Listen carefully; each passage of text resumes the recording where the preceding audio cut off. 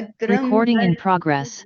शृणुयाम देवाः भद्रं पश्येमाक्षभिर्यजत्राः स्थिरैरङ्गैस्तुष्टुवांसस्तनूभिः व्यशेम देवहितं यदायुः। ओम शांति शांति शांति।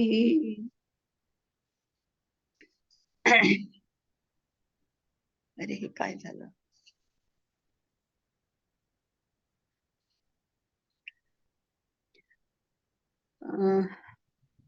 कल तक हमने समग्र विकास के दोनों आयामों की चर्चा पूरी कर ली।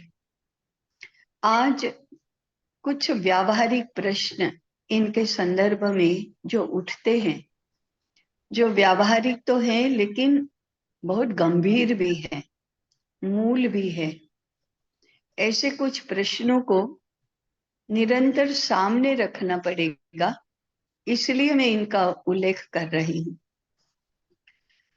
एक दिन मनु भाई ने प्रश्न पूछा था, इंद्रियों से जो अनुभव होते हैं बाहर के विश्व के, उनको संवेदन कहते हैं।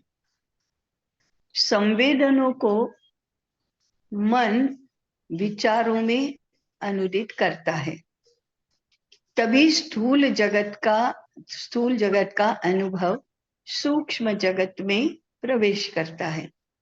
प्रश्न ये था, संवेदनों का विचारों में रूपांतरण होने की प्रक्रिया क्या है? इस प्रश्न का कोई उत्तर हमारे पास अभी आज उपलब्ध नहीं है।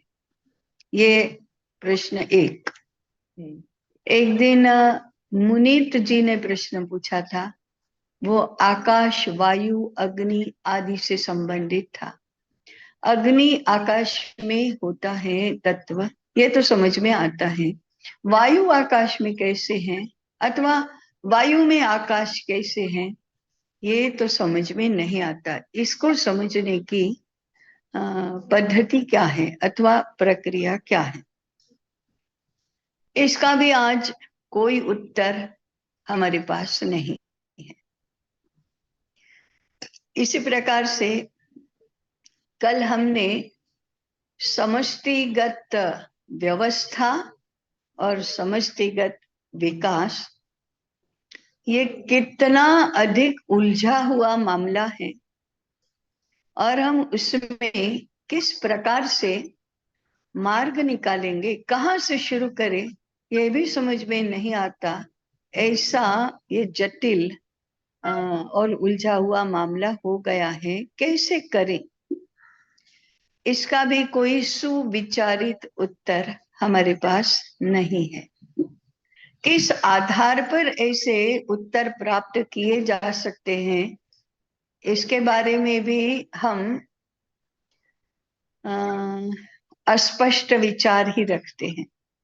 इस क्षेत्र के, मैंने हमारे अध्ययन अध्यापन के क्षेत्र के भी और दो प्रश्न मैं बताऊंगी, जो अब तक कभी पूछे गए हैं, कभी पूछे नहीं गए हैं, कभी अभी पूछे गए हैं, कभी पहले पूछे गए हैं। कभी इसे किस व्यक्ति का व्यवसाय कौन सा होगा और उसके अनुसार उसको शिक्षा कैसी देनी चाहिए,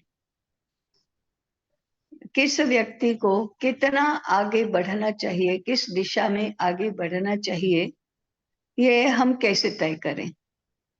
इसको छात्रों से संबंधित करके हम कैसे जाने, इस प्रश्न का भी आज हमारे पास अभी उत्तर नहीं है। उसी प्रकार से मनोविज्ञान के क्षेत्र में अब ये तो इतना जटिल बन गया, इतना भीषण बन गया है कि विश्व में हर कॉर्पोरेट सेक्टर में, हर विद्यालय में, हर संस्था में साइकियाट्रिस्ट की आवश्यकता है। अभी मैंने इतना भयंकर ऐसी बात सुनी कल, ये समलैंगिकता का प्रश्न अभी बहुत चर्चा में है। कानून भी बनने जा रहा है या बनाने की ओर हम बढ़ ही रहे। समलैंगिकता को मान्यता देनी चाहिए, ऐसा एक महिला संगठन कह रहा है। अब ये क्या है? क्योंकि ये मनोविज्ञान के क्षेत्र की बहुत बड़ी भीषण ऐसी चुनौती है। ऐसे प्रश्न और ऐसे उनके उत्तर आते तो है पश्चिम के मनोविज्ञान की संकल्पना से, और विकृत ऐसी सामाजिक सांस्कृतिक रचना से। यहाँ बायोलॉजी, जातीयता, माने ये जो जेंडर और सामाजिकता और ये सब मामले इतने उलझा दिए गए हैं, और जिस पद्धति से वो उलझ नहीं सकते उस पद्धति से सुलझ नहीं सकते, उस पद्धति से सुलझाने का प्रयास हो रहा है। तो एक अर्थ में इट्स कैओस, ग्रेट कैओस। सारा मामला एकदम अराजक बन गया है। स्थिति ऐसी है कि इन सभी प्रश्नों के उत्तर देने वाले शास्त्र हमारे यहाँ हैं, मौजूद हैं। उसके दो ही बातें हैं, या तो उपलब्ध नहीं है। उपलब्ध नहीं है का अर्थ नहीं है ऐसा नहीं होता है। कहीं किसी ग्रंथालयों के एक कोने में कहीं उपलब्ध होगा, कहीं वो पड़ा होगा, किसी को मालूम ही नहीं कि वहां हो सकता है या होगा, पता ही नहीं, उपलब्ध नहीं है। उपलब्ध है तो इसको पढ़ने की कोई अभी संभावना नहीं बनती है, वो हमारे शिक्षा क्रम में नहीं है। तो फिर हम कैसे पढ़ेंगे? और तीसरा, अगर सारी संभावनाएं तो भी ये ऐसे विस्मृत हो गया है कि हम आज पुनः उसको स्मृति पथ में लाकर व्यवहार में ला सकते हैं, इसकी हमको जानकारी नहीं है। तो स्थिति ऐसी होती है कि बिना शास्त्रों के हम केवल श्रुत परंपरा से, कभी हम प्रचलित हैं इसलिए करते जा रहे हैं। इसका हल कहाँ है? ये तो गंभीर प्रश्न है। शास्त्र है परंतु हमें जानकारी नहीं है। आज व्यवस्था ही नहीं है। जैसे कि मैंने मनुभाई के उत्तर में भी कहा था कि संवेदनों को विचारों में अनुदित करना, ये तो स्थूल भौतिक विज्ञान की प्रयोगशाला से और मनोविज्ञान की सूक्ष्म क्षेत्र के शास्त्र की प्रयोगशाला, दोनों का ही इसमें काम है। दोनों प्रयोगशालाओं में हम प्रयोग करेंगे तभी हम इस विषय को जान सकते हैं। अब ना तो हमारे पास इसके भौतिक विज्ञान की प्रयोगशाला है, ना तो मनोविज्ञान की प्रयोगशाला है। आज मनोविज्ञान की प्रयोगशाला ऐसा शब्द तो हम सुनते हैं, परंतु वो तो मनोविज्ञान की प्रयोगशाला भौतिक विज्ञान के उपकरणों की ही बनी हुई है। इसलिए जितना मन का क्षेत्र शरीर के क्षेत्र को प्रभावित करता है, या जितना शरीर का क्षेत्र मन के जितने सीमित क्षेत्र को प्रभावित कर रहा है, उतने मात्र के लिए प्रयोगशाला है, और वह भी पाश्चात्य भौतिक विज्ञान पर आधारित प्रयोगशाला है। और हम तो इतने बुद्धिमान हो गए हैं कि जिज्ञासा तो है, हम प्रश्न तो पूछेंगे। जिज्ञासा होना तो अच्छी बात है, परंतु हम तो ऐसे आग्रही बन गए हैं, हमारे गले के नीचे नहीं उतरता तब तक मानेंगे नहीं।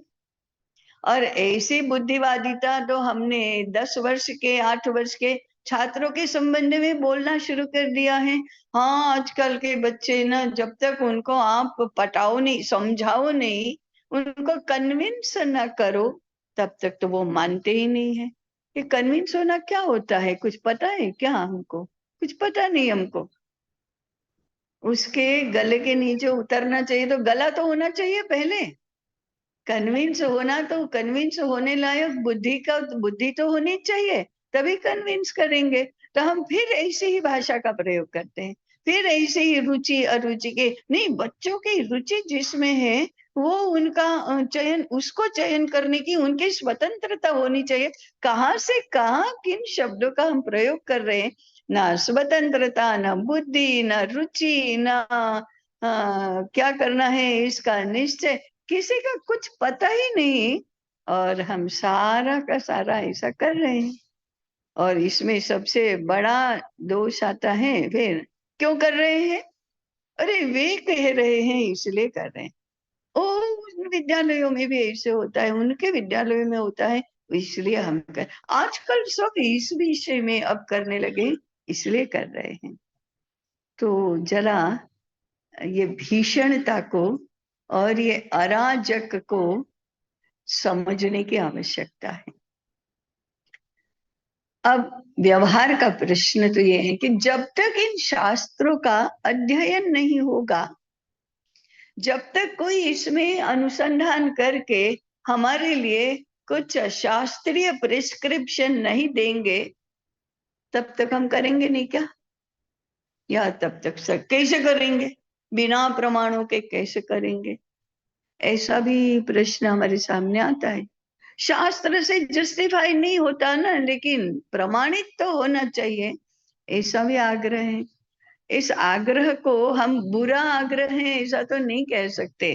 तस्मात् शास्त्रम प्रमाणम ते कार्य कार्य व्यवस्थित हो, ऐसा तो श्री भगवान ने कहा कि कार्य और अकार्य करना चाहिए कि नहीं करना चाहिए, ऐसा जब प्रश्न निर्माण होता है तो शास्त्र ही प्रमाण है तुम्हारे लिए। यह शास्त्र विधि मुत्सृज्य वर्तते कामकारतः, जो शास्त्र का प्रमाण नहीं मानता और शास्त्र ने बताया निर्देश दिए ऐसे नहीं करता और मन में आया वो करता है, न सिद्धिम अवाप्नोति न सुखम न परांगतिम, उसको तो सिद्धि भी प्राप्त नहीं होती, माने सफलता भी नहीं मिलती, न सुखम, उसको सुख भी नहीं मिलता, न मोक्ष मिलता है, न उसकी मुक्ति होती है। ऐसा तो श्री भगवान ने कहा। इसको यहाँ लागू करने जाएंगे तो हमारे लिए एक भी थीसिस के लिए या एक भी हम जो करते हैं उसके लिए प्रमाण ही नहीं मिलेगा। मान लो ऐसा ही है, तो फिर प्रश्न आएगा क्या मान लो, किसने कहा वो मान लो? तो फिर प्रमाणों में एक प्रमाण आता है आप्त वाक्य प्रमाणम, जिसमें हमारी श्रद्धा है, उसकी बात मान लो। शास्त्र में कहा है यह बात मान लो। शास्त्र वचन भी आप्त वाक्य ही है और शास्त्र ही तो हमारे सबसे अधिक आप्त है। ये कब? जब हमारी बुद्धि सिद्ध नहीं कर सकती, उपलब्ध संसाधन सिद्ध नहीं कर सकते, जब हम तर्क से प्रमाणित नहीं कर सकते, तब आप्त वाक्य को प्रमाण मानो। तो आज हमारी स्थिति ऐसी है कि हमें आप्त वाक्य को ही प्रमाण मानना पड़ेगा, नहीं तो खतरे ऐसे हैं कि हम कब पाश्चात्य शास्त्रों के प्रमाणों में चले जाएंगे इसका हमको ही पता नहीं चलेगा। तो फिर हमारे सामने और एक प्रश्न आता है, कौन सा शास्त्र पाश्चात्य है और कौन सा भारतीय है, इसका पता कैसे चले? तो ये तो अनिवार्य है, ये तो पता चलना ही पड़ेगा। अब ऐसा है कि केवल भारतीय नाम जिनका है, माने हम भारतीय को कैसे पहचानेंगे? उनके नाम से, स्थान से, उनके जन्म से, उनके आकार प्रकार से ये भारतीय है, ऐसा हम जानेंगे। उन्होंने लिखा हुआ क्या हमारे लिए भारतीय हो जाएगा? नहीं हो जाएगा, क्योंकि आज के भारतीय उच्च विद्या विभूषित भारतीय भी पश्चिम के शास्त्र ही बोलते हैं। अरे फिर आप क्या करना? तो आज के जो भारतीय शास्त्रों का अध्ययन किया है जिन्होंने, उन्होंने भारतीय पद्धति से अध्ययन नहीं किया है, वो अप्रोप्रिएटेड भारतीय नॉलेज से अपने शास्त्र का विवेचन कर रहे हैं।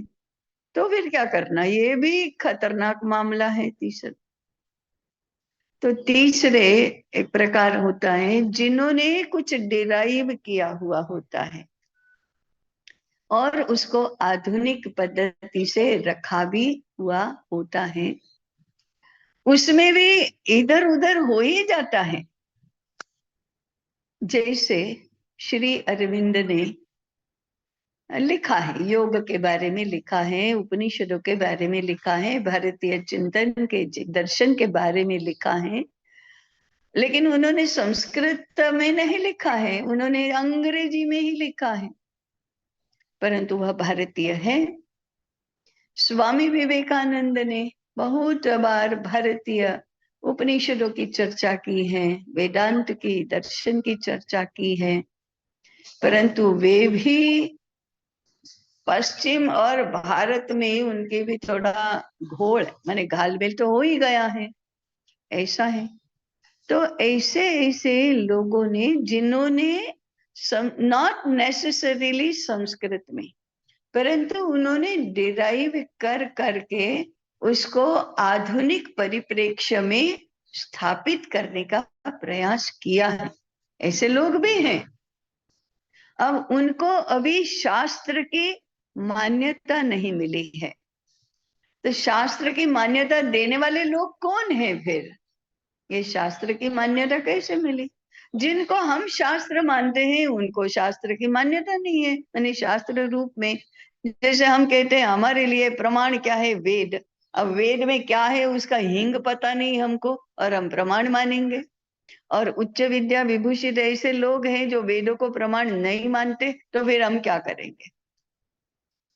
भगवत गीता हमारे लिए प्रमाण है, उपनिषद हमारे लिए प्रमाण है। स्थिति क्या है उपनिषदों की और गीता की? स्थिति क्या है? हाँ, ज्ञान क्षेत्र की उसको लेकर स्थिति क्या है? यूनिवर्सिटी कहती है हम भगवत गीता को नहीं मानते ना, कम्युनिस्ट कहते हैं उपनिषद हम नहीं मानते। अरे वो नवरे लोगों की बात है, कुछ करना धरना कुछ नहीं, निठल्ले रहना ग्रीष्म ऋतु में वट वृक्ष की छांव में, नीम की छांव में आराम से बैठना और अर्धतंद्रावस्था में कुछ चिंतन करना, उसको समाधि बोलना, और उसमें से जो जो कुछ भी आया उसको क्या प्रमाण मानना? ऐसे कैसे हो सकता है? और हमारा सर्वसामान्य बौद्धिक वर्ग इस बात से सहमत होता है? ऐसे कभी थोड़े होता है। भारत के लोग ऐसे, हमारे ऋषि ऐसा करते थे, ऐसा किसी ने कहा तो तुरंत मान लेते हैं हम। तो फिर अध्ययन करते समय ये सारे प्रश्न हमारे सामने आते हैं।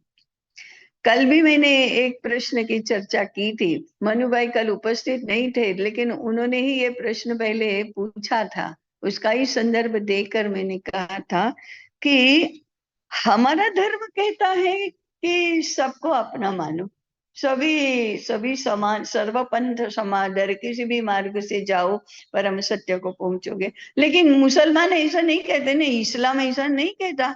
तो वे कहेंगे हमारा धर्म तो ऐसा कहता है, ईसाई कहेंगे हमारा बाइबल तो ऐसा कहता है, तो हमारे लिए तो यही प्रमाण है, तो हम मारेंगे, हम जो मुसलमान नहीं है उनको मारेंगे।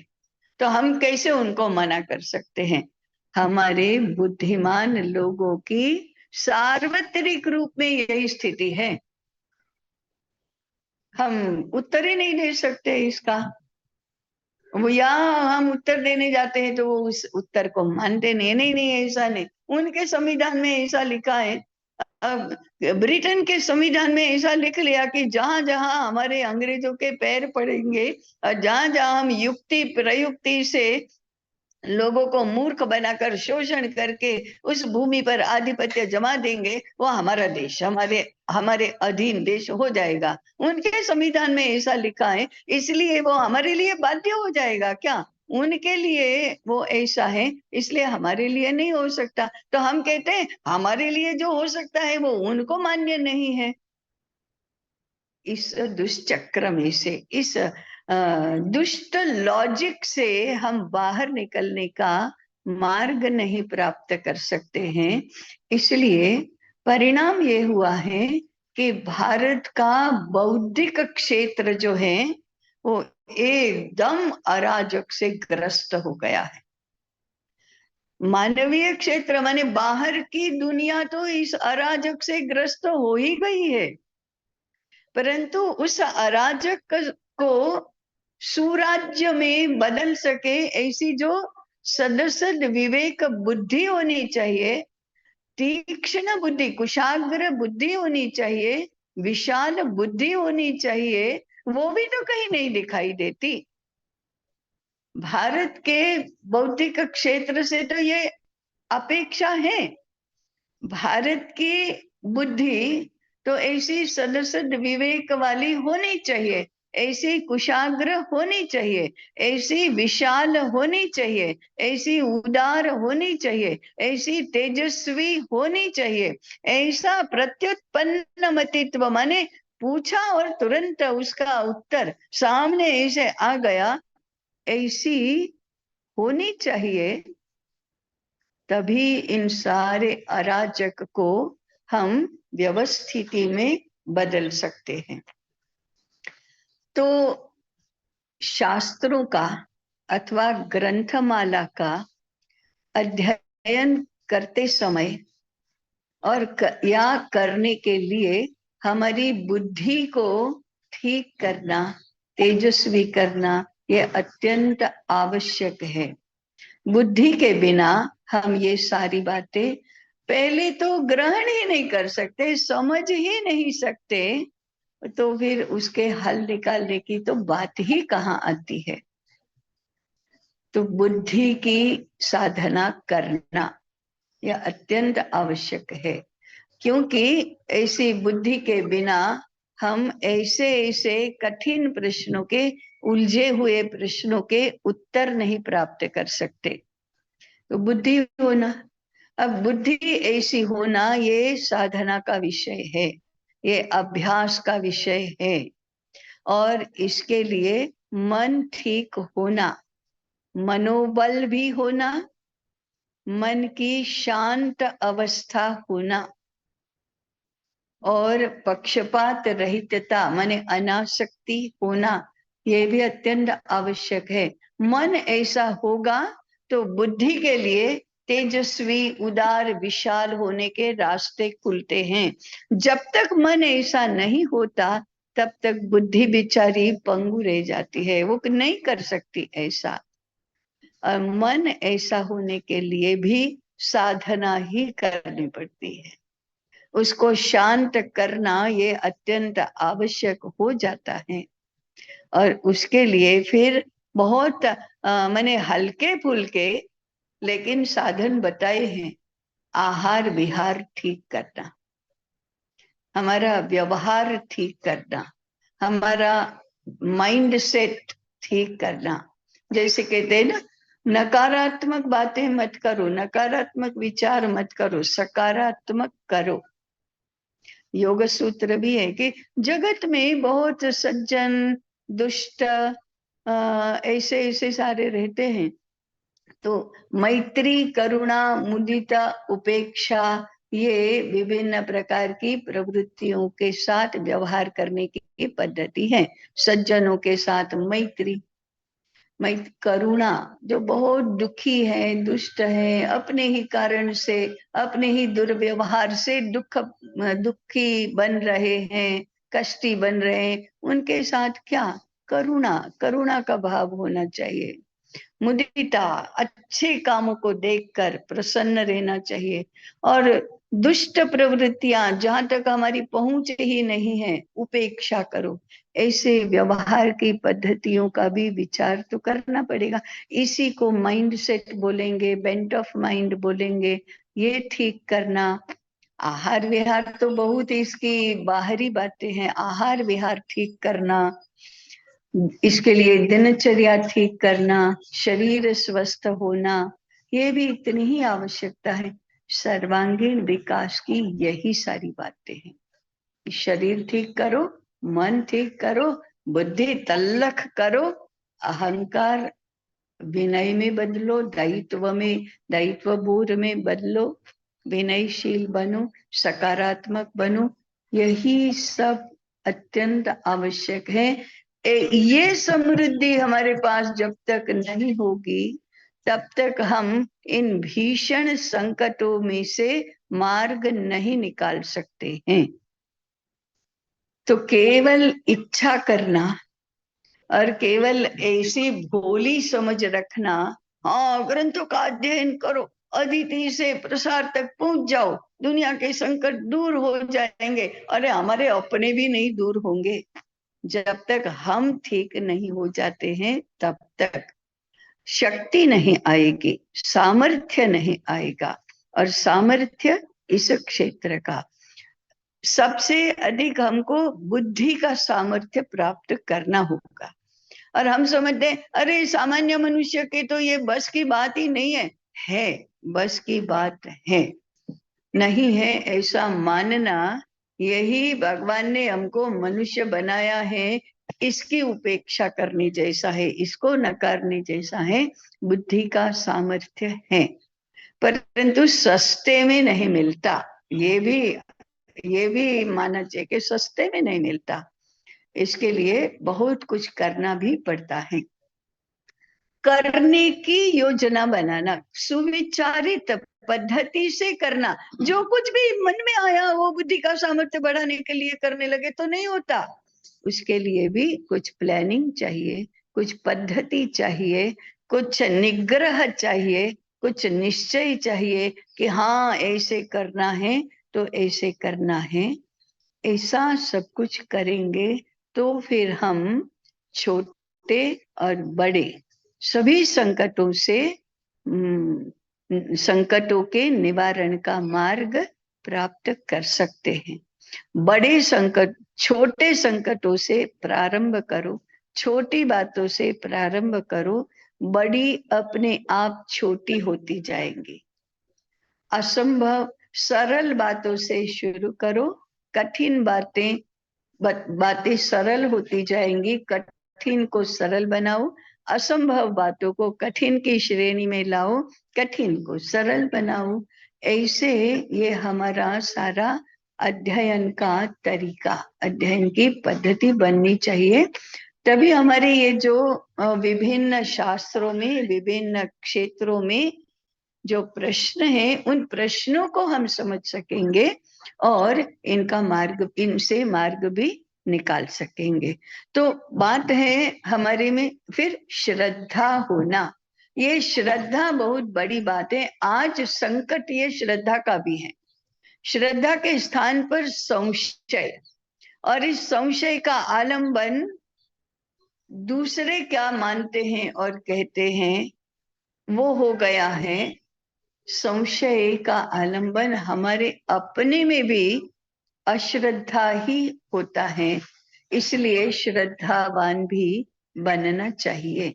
ये सारी पॉजिटिविटी हमारे में जब आएगी तब ये अध्ययन, और अध्ययन हम जो जो भी प्रश्न निर्माण करता है उन प्रश्नों के उत्तर सहज और सरल बनते जाएंगे। है नहीं, अभी होने भी नहीं चाहिए। कैसे होंगे उलझे हुए मामले, ऐसे तो सस्ते में सुलझ नहीं जाते। इस ओर हमारा विचार चलना चाहिए। इसका ही आज सुबह भी जो प्राज्ञ एक के लोगों के सामने जिज्ञासा समाधान का सत्र हुआ, उसमें से भी कई ये बातें, इन बातों ये मुद्दे आए। हमारे भी पहले जो प्रश्न आए थे उसमें से भी ये निष्कर्ष निकला कि हमें बुद्धि, मन, शरीर, इसको समर्थ बनाने की साधना तो करनी ही होगी। मुझे लगता है आज के दिन के लिए ये पर्याप्त है। इसमें से ही अनेक प्रश्न निर्माण होने वाले हैं, ये मैं जानती हूँ। तो हमेशा की तरह प्रश्न, अभिप्राय आप भेज सकते हैं। शांति पाठ ऑडियो म्यूट करके साथ में बोल सकते हैं।